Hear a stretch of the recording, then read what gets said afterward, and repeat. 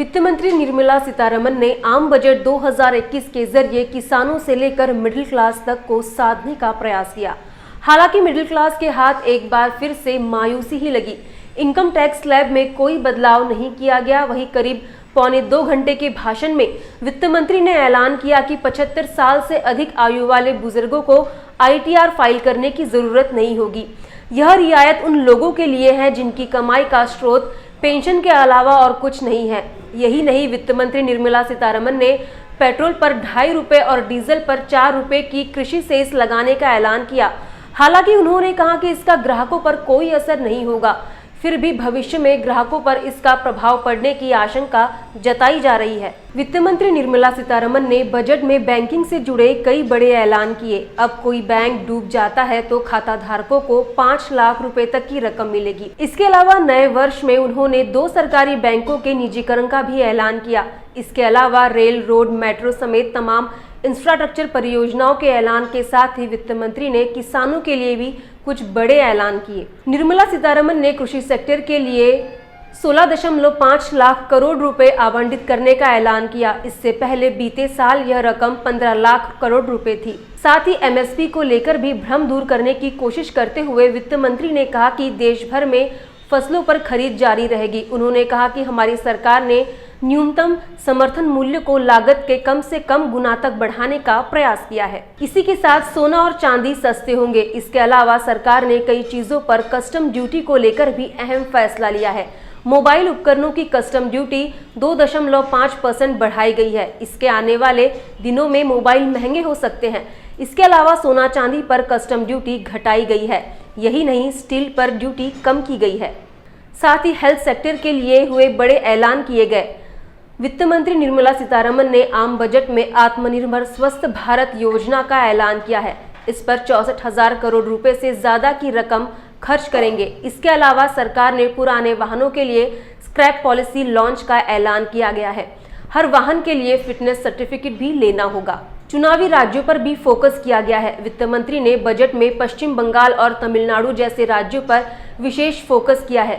बंगाल में नई सड़कों के लिए 25,000 करोड़ रुपए का आवंटन किया जाएगा। इसी के अलावा कई रेल प्रोजेक्ट्स के लिए भी वित्त मंत्री ने ऐलान किए हैं। वित्त मंत्री ने बजट में मोदी सरकार के निजीकरण के एजेंडे को भी आगे बढ़ाने की बात कही है। निर्मला सीतारमण ने कहा कि बीमा क्षेत्र में FDI की लिमिट अब 74% होगी। इसके अलावा डूबे हुए कर्जों के लिए एक मैनेजमेंट कंपनी बनाने का भी ऐलान किया गया। वित्त मंत्री ने नई फाइनेंशियल ईयर में LIC का IPO लाने का भी ऐलान किया है। इसके अलावा कई सरकारी कंपनियों के विनिवेश का भी ऐलान किया है। वित्त मंत्री ने इस बजट को टैबलेट के जरिए पेश कर रही है। इसके तहत सरकार ने डिजिटल इंडिया का संदेश देने का भी फैसला लिया है। यह देश का पहला पेपरलेस बजट है।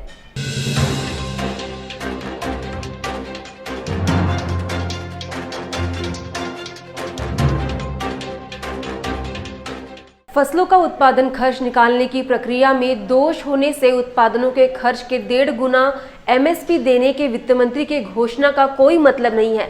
ऐसी प्रतिक्रिया शेतकरी संगठन के नेता और तंत्र ज्ञान विशेषज्ञ गंगाराम मूटे ने दी। आज केंद्रीय अर्थसंकल्प सादर करताना केंद्रीय अर्थमंत्री निर्मला सीतारामन यांनी घोषणा केली की या पलीकडे शेतमालाला MSPच्या 1.5 पट भाव दिला जाईल। पण ही घोषणा फसवी आहे, कारण जोपर्यंत उत्पादन खर्च काढण्याच्या पद्धतीमध्ये सुधारणा होत नाही, उत्पादन खर्च काढण्याची पद्धत सुधारित मार्ग अवलंबून योग्य तऱ्हेने काढली जात नाही, तोपर्यंत उत्पादन खर्च म्हणजे काय नेमकं हेच स्पष्ट होत नाही। आणि जो उत्पादन खर्च काढलेला तो जर निव्वळ आकडेवारीवर किंवा कागदोपत्री काढलेला उत्पादन खर्च असेल तर तेवढा भाव मिळाला काय ना 1.5 पट भाव मिळाला काय याला काहीही अर्थ नाही। फक्त सरकारने उत्पादन खर्च नीट काढण्याच्या पद्धतीचा अवलंब करावा, प्रत्यक्षात प्रॅक्टिकल घ्यावं, विद्यापीठांमध्ये शेती करावी, शेती करून ॲक्च्युअली उत्पादन काढायला किती खर्च येतो याचा अंदाज घ्यावा, हिशोब ठेवावा आणि नंतर उत्पादन खर्च काय आहे तो जाहीर करावा। मला असं वाटतंय की दीडपट देण्याची गरज नाही, उत्पादन खर्च भरून निघेल इतके जरी भाव शेतकऱ्यांना मिळाले तरी ते पुरेसे ठरतील.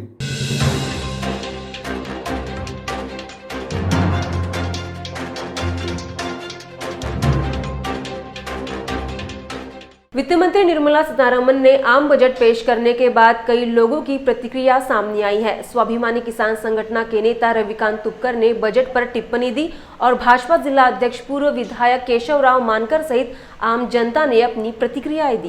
कोरोना आणि लॉकडाऊनच्या पार्श्वभूमीवर सामान्य लोकांचे उद्योगधंदे बंद होते, अनेकांच्या नोकऱ्या या काळामध्ये गेल्या. त्यामुळे आज जो अर्थसंकल्प जाहीर झाला, या अर्थसंकल्पामध्ये सामान्य लोकांना खूप मोठ्या अपेक्षा होत्या, परंतु आजच्या अर्थसंकल्पाने सामान्य जनतेची मोठी निराशा झालेली आहे. आजच्या अर्थसंकल्पामध्ये लोकांचे उद्योगधंदे आणि उपजीविकेच्या संदर्भामध्ये कुठल्याही प्रकारची मोठी भरीव तरतूद केल्या गेलेली नाही. विशेषतः शेतकऱ्यांच्या दृष्टीने तर आजचा अर्थसंकल्प हा अत्यंत वाईट राहिलेला आहे.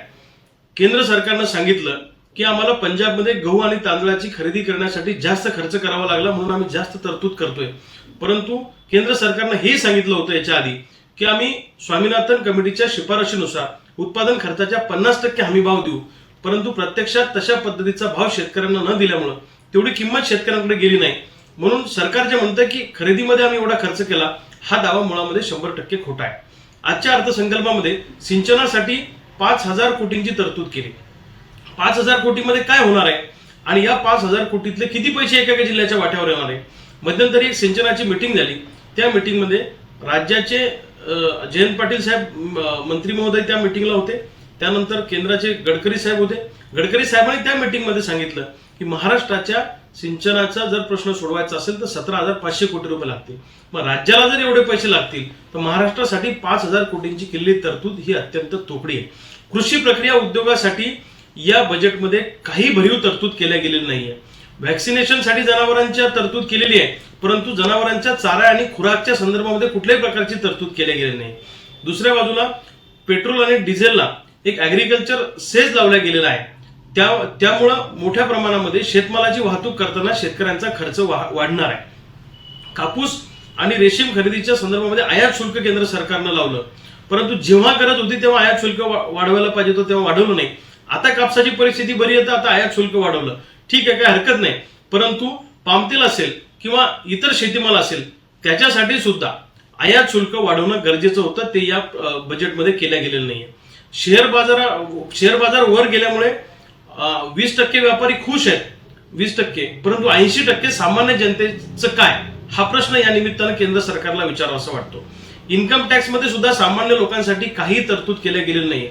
आरोग्यासाठी तरतूद केली, परंतु सामान्य माणसाच्या भाकरीसाठी काही तरतूद केल्या गेली नाही. शेतीसाठी लागणारे जे इनपुट्स आहेत, खते, बी बियाणं किंवा इतर, याच्या किमती कमी करण्याच्या संदर्भाने सुद्धा कुठल्याही प्रकारची तरतूद केंद्र सरकारच्या या अर्थसंकल्पामध्ये केल्या गेलेली नाहीये. हा केंद्र सरकारचा अर्थसंकल्प म्हणजे फक्त हेडलाईन मॅनेजमेंटचा भाग आहे. मोठमोठ्या आकर्षक घोषणा केलेल्या आहेत. पुन्हा एकदा या निमित्तानं मला सांगायचंय की आतापर्यंत ज्या ज्या घोषणा अर्थसंकल्पामध्ये केंद्र सरकारने केल्या त्याचं ऑडिट करा आणि कुठे कुठे हा पैसा खर्च झाला, प्रत्यक्षात हे सगळं निर्माण झालं का, ज्या ज्या घोषणा केल्या यातलं आपल्याला काही दिसणार नाही. त्याच्यामुळे ह्या फक्त घोषणा आहेत. प्रत्यक्षात हे किती लोकांच्या उपयोगी पडेल या बाबतीत आमच्या मनामध्ये साशंकता आहे.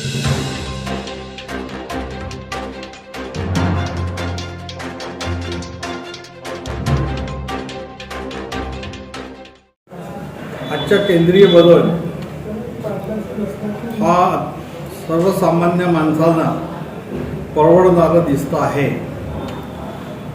सध्या देशामध्ये कोरोनाची साथ असल्यामुळे आणि समूळ नायनाट करण्यासाठी केंद्र सरकारने खूप मोठा निधी यासाठी दिलेला आहे आणि वॅक्सिन घेऊन प्रत्येक माणसाला ते देण्यात येईल, जेणे त्याच्या कोरोनापासून त्याचा बचाव होईल. विदर्भासाठी आनंदाची बाब आहे की एक खूप मोठा निधी 6 करोडपेक्षा जास्त मेट्रो ट्रेनसाठी दिलेला आहे आणि त्यामुळे कामाला जलद गती येऊन मेट्रो ट्रेनचा प्रवास हा सर्वसामान्य माणसाला होणार आहे. वयस्कर माणसं जी आहेत 75 वर्ष आणि त्याच्या वरच्या लोकांना जे सर्व्हिसमधून सेवानिवृत्त झालेले आहेत त्यांना इन्कम टॅक्स भरावा लागत होता. आता त्यांना इन्कम टॅक्स भरावा लागणार नाही. म्हणजे म्हाताऱ्या माणसांना खूप मोठी सवय केंद्र सरकारने दिलेली आहे. शेतकऱ्यासाठी सांगायचं असेल तर कोऑपरेटिव्ह बँकांना 20,000 करोड रुपये केंद्र सरकारने दिले आणि 20,000 करोड रुपयाचं कर्ज शेतकऱ्याला दिला तर शेती करण्यासाठी फार उपयुक्त होणार आहे. हे खरं आहे. शेतकऱ्याच्या उन्नतीसाठी या बजेटमध्ये प्राविधान केलेलं आहे. म्हणजे शेतकऱ्याच्या हिताचं हे सरकार आहे हे दिसून येतं. सर्वसामान्य माणूस सोना चांदी अत्यंत महाग भावात घेत होता, त्यांनाही आता रिलॅक्सेशन मिळालेलं आहे. 12.5% त्यांनी कर कमी केलं असल्यामुळे सोनं चांदी तांबा वगैरे जे पदार्थ आहेत हे सर्व स्वस्त होतील अशी ह्या बजेटमधून अपेक्षा आणि सामान्य माणसाला दिलासा देण्याचं हे काम आहे. इन्कम टॅक्सचा स्लॅग जसाचा तसा ठेवला आहे. त्याला कुठेही छेडछाड न करता चला बा देश आर्थिक संकटात आहे म्हणून अजून कर्मचाऱ्यांकडून टॅक्स वसूल करावा ही भूमिका सरकारची राहू शकत होती. पण त्याला स्थिर ठेवून सर्व कर्मचारी बांधवांना सरकारने याच्यामध्ये सुरक्षित केलेलं आहे असं माझं मत आहे. अनेक योजना आहेत आणि ह्या योजना सरकार चालवत आहे हे खरं आहे.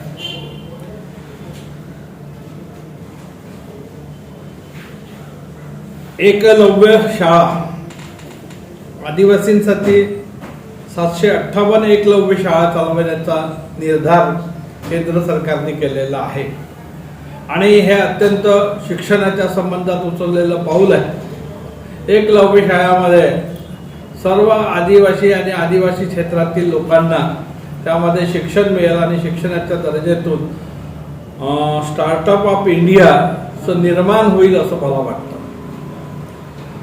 अत्यंत समाधानकारक बजेट असल्यामुळे मी माननीय नरेंद्रजी मोदी, माननीय अर्थमंत्री श्री निर्मला सीतारामनजी यांचा आभार मानतो आणि केंद्र सरकारला धन्यवाद देतो.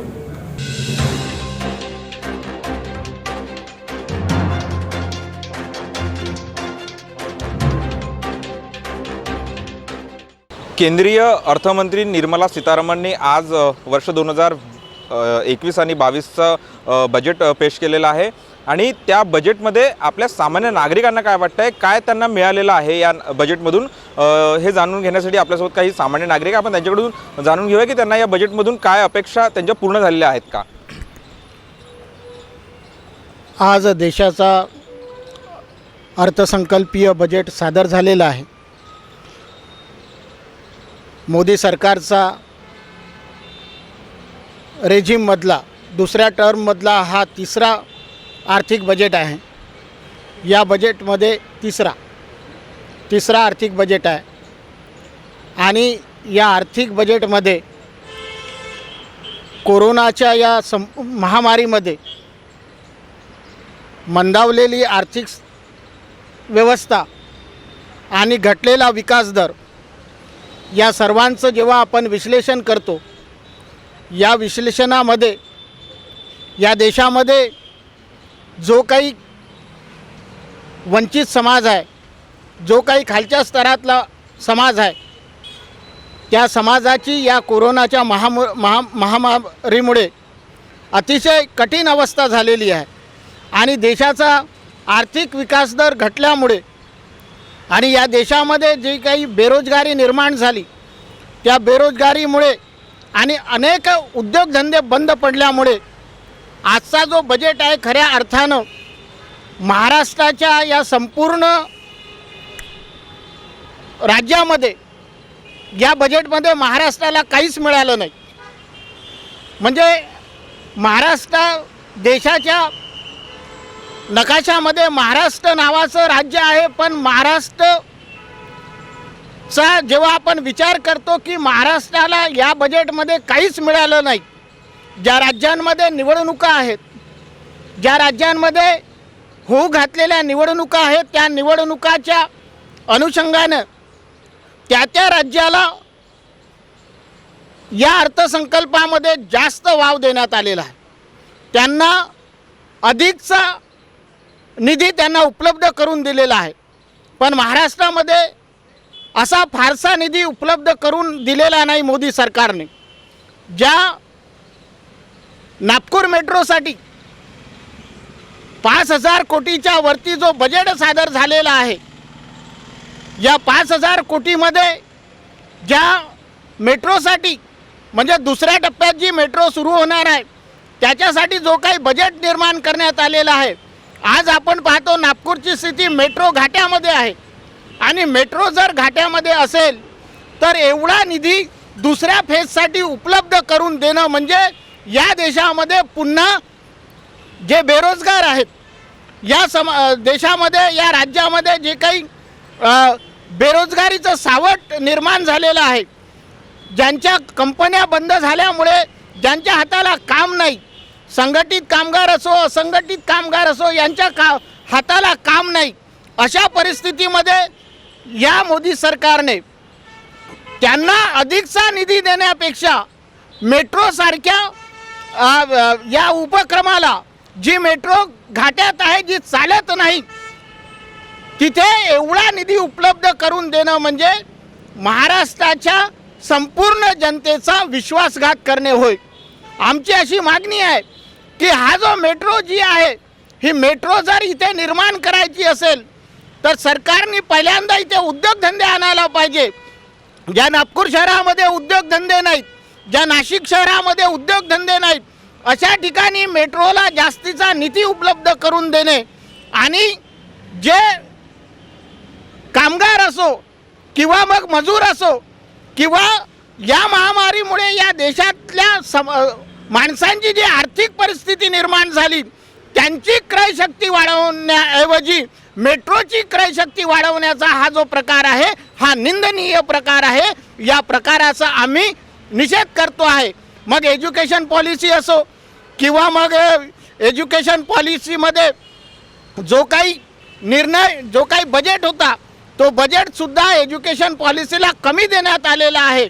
आणि ही सरकार जी आहे, ही सरकार या महामारीच्या याच्यामध्ये ज्या ज्या लोकांचं नुकसान झालं, ज्या ज्या राज्यामध्ये नुकसान झालं, त्या राज्यांना कमी निधी उपलब्ध करून देतो आणि जिथे निवडणुका आहेत त्या निवडणुकाच्या राज्यामध्ये जर जास्त निधी उपलब्ध करून जर देत असतील तर मला असं वाटते की ही सरकार आपली सत्ता यावी याच्यासाठी बजेट निर्माण करते, आपली सत्ता कायम राहावी याच्यासाठी निर्माण करते. या सर्व ज्या बजेटचा जो फायदा आहे हा संपूर्ण या देशातला जो सर्वसामान्य माणूस आहे, या सर्वसामान्य माणसाला गुलाम करण्याचं जे षडयंत्र आहे, या बजेटच्या निमित्तानं त्यांच्या हाती काही येऊ नये, अंबानीच्या हाती यावं, अदानीच्या हाती यावं, बजाजच्या हाती यावं, टाटाच्या हाती यावं, म्हणजे सर्व या ज्या कंपन्या आहेत आणि कंपन्याचे जे भांडवलदार आणि पुंजपती आहेत यांचा फक्त बजेटमध्ये विचार केला जातो, सर्वसामान्य माणसाचा विचार केला जात नाही. आज आम्ही सांगू इच्छितो की सरकारने सर्वसामान्यासाठी जर हा बजेट जर निर्माण केला असता तर समाजातल्या प्रत्येक माणसाची क्रयशक्ती वाढवली असती. उज्ज्वला गॅस योजनेचा आपण प्रकार आहे, आता 1 कोटी ग्राहक उज्ज्वला उज्ज्वला जी काही स्कीम आहे गव्हर्नमेंटची, ज्यांच्याकडे गॅस नाही त्यांना फ्रीमध्ये गॅस देते. जर 1 कोटी लोकांना या स्कीममध्ये जर तुम्हाला सामील करायचं असेल, पण याच्यापूर्वी ज्या लोकांना तुम्ही उज्ज्वला स्कीममध्ये सामील केलं त्या लोकांना आजपर्यंत पहिलं सिलेंडर मिळालं पण दुसरा सिलेंडर घेण्यासाठी त्यांच्याकडे पैसे नाही. यासाठी आपण काय तरतूद केलेली आहे? उज्ज्वला गॅस ही जी स्कीम आहे, ही स्कीम सरकारने फक्त पैसे लाटायचं काम केलेलं आहे, पण सर्वसामान्य लोकांना फक्त पहिल्याच महिन्यामध्ये सिलेंडर मिळते, पहिल्याच महिन्यामध्ये त्यांना सिलेंडरचा उपयोग घेता येते, दुसऱ्या महिन्यापासून त्यांच्याकडे सिलेंडर घेण्याची व्यवस्था नसते. यासाठी सुद्धा सरकारने या बजेटमध्ये खऱ्या अर्थानं तरतूद करायला पाहिजे होती. आणि या 1 कोटी नवीन जे ग्राहक आहे त्यांच्यासाठी पैसा उपलब्ध करून देण्यापेक्षा याच्यापूर्वी जे या स्कीममध्ये आहेत त्या स्कीम कशी मजबूत होईल आणि त्या स्कीमचा फायदा कसा होईल याच्यासाठी ज्या सीतारामन अर्थमंत्री ज्या आहेत त्यांनी जो हा बजेट मांडला हा मोदीच्या संपूर्ण मार्गदर्शनात मांडलेला आहे। त्याच्यामुळे मोदींनी या देशातला भांडवलदार या देशातला पुंजीपती कसा मोठा होईल याचाच प्रभाव या अर्थ बजेटमध्ये आहे। आम्ही या अर्थ बजेटचा निषेध करतो। नागपुराला किंवा विदर्भाला शेतकऱ्याला काही दिलं नाही। नागपुरातला जो शेतकरी आहे आजही हवालदिल आहे, शेतकऱ्यासाठी इतकी मोठी तरतूद केलेली नाही। म्हणून शेतकऱ्याचं जे आंदोलन सुरू आहे त्या शेतकऱ्याच्या आंदोलनामध्ये जे काही भारतातल्या शेतकऱ्यांना मिळणार आहे अशी मोठी तरतूद जर मोदी सरकारने केली असती तर शेतकरीसुद्धा जय किसान आणि म्हणून त्याचा गौरव करण्यात आला असता। परंतु मोदी सरकारने हा जो बजेट सर्वसामान्य माणसाच्या तोंडाला पाने पुसणारा हा बजेट आहे, या बजेटचा आम्ही निषेध करतो आणि महाराष्ट्राला सरकारने काही दिलं नाही। त्याच्यामुळे हे राज्य पुरोगामी असल्यामुळे कदाचित मोदी सरकारने या महाराष्ट्राला बजट दूर ठेवलेला आहे, याची सुद्धा आम्ही निंदा करतो। अब तक जो बजट देखने में आया है वह बजट सिर्फ एक चुनावी आश्वासन का पुलिंदा ऐसा महसूस हो रहा है, क्योंकि इसमें मजदूर, किसान, कामगार, पीड़ित, वंचित, शोषित लोगों के हित के लिए ऐसा कोई प्रावधान नहीं दिखाई देता कि देश जिस आर्थिक तंगी से गत 6-7 वर्षों से गुजर रहा है उससे उबरने में कोई मदद हमें दिखाई दे। मजदूर रास्तों पर है, फैक्ट्रियां बंद है, अनेक सरकारी सेक्टर तबाह हो चुके हैं, अनेक लाखों करोड़ों लोग नौकरियों से हाथ धो चुके हैं, रोज़ मोर्चे निकल रहे हैं, किसान रास्तों पर आंदोलित है, चारों तरफ एक निराशा वातावरण है। इस वातावरण से उभरने के लिए सरकार की तरफ से कोई भी समाधान कारक उपाय योजना दिखाई नहीं दे रही है। खास करके इस बजट में हमने अपेक्षा की थी कि कोरोना के बाद देश दुनिया जिस लड़ाई को लड़ रही थी इससे उभरने के लिए भारत सरकार आम आदमी के हित में कोई अच्छा बजट लेकर आएगी, लेकिन हमें यह बजट उस दृष्टि से पूरी तरीके से झूठ का पुलिंदा दिखाई देता है। साथियों, ये जो बजट है इस बजट में महिला सक्षमीकरण के लिए कोई योजना दिखाई नहीं दे रही है। SC ST का जो सब प्लान है, जो जिसकी उनकी जितनी जनसंख्या है उसके आधार पर जितना बजट में उनको पैसा देना चाहिए उसका कोई स्पष्ट उल्लेख इस बजट में नहीं है। वो पैसा उनको सैंक्शन नहीं किया जाता, किया गया तो उसका कोई सदुपयोग नहीं होता। तो देश का जो SC ST दलित आदिवासी है वो पूरी तरीके से हताश और निराशा की गर्त में है। गत 6-7 वर्षों से हम लोग इस समस्या से लड़ रहे हैं। हमारे नागपुर में मेट्रो बनाया, हमें एक आशा उत्पन्न हुई कि चलो मेट्रो के माध्यम से नागपुर शहर की कुछ बेरोज़गारी समाप्त होगी, बहुत सारे बेरोज़गार युवकों को रोज़गार मिलेगा। लेकिन देखने में आ रहा है कि रोज़गार के अवसर उत्पन्न करने के बाद भी बेरोज़गारों के हाथ में नौकरियां नहीं मिल रही है। राजनीतिक दबाव, जातीय व्यवस्था के कारण कुछ सीमित लोगों को या किसी राजनीतिक दलों के ही लोगों को वो नौकरियां दे दी जाती है। अगर इसको व्यापक दृष्टिकोण से मेट्रो में अगर लोगों को लिया जाए तो सभी समाज के तबकों को रोज़गार नागपुर शहर में दिया जा सकता था। लेकिन राष्ट्रीय स्तर पर जो योजनाएं हैं वे जन विरोधी योजना है, आर्थिक रूप से असफल योजनाएं हैं। मेट्रो ही हमारा विकास का पैमाना नहीं होता, आम आदमी की रोजी रोटी का सवाल जो है वो हमारा विकास का पैमाना होना चाहिए, जहां ये सरकार हमें असफल दिखाई देती है। जय भीम। महंगाई बहुत तेज़ी से बढ़ रही है, खाद्यान्न के भावों में बढ़ोतरी हुई है, फल फ्रूट सब्जियां महंगी होती चली जा रही है, पेट्रोल डीजल के दामों ने तो आदमी को हताश कर दिया है। यानी पेट्रोल डीजल हमारे जीवन का इतना महत्वपूर्ण अंग है और वो इतना महंगा कर दिया है कि अभी कल परसों हम लोग 100 का आंकड़ा पार करने जा रहे हैं पेट्रोल का, यानी 100 मार रहे हैं हमारे प्रधानमंत्री जी। अब हम लोगों ने वो 100 रुपये का पेट्रोल भरकर हमने कैसे अपने रोजगार को जाना।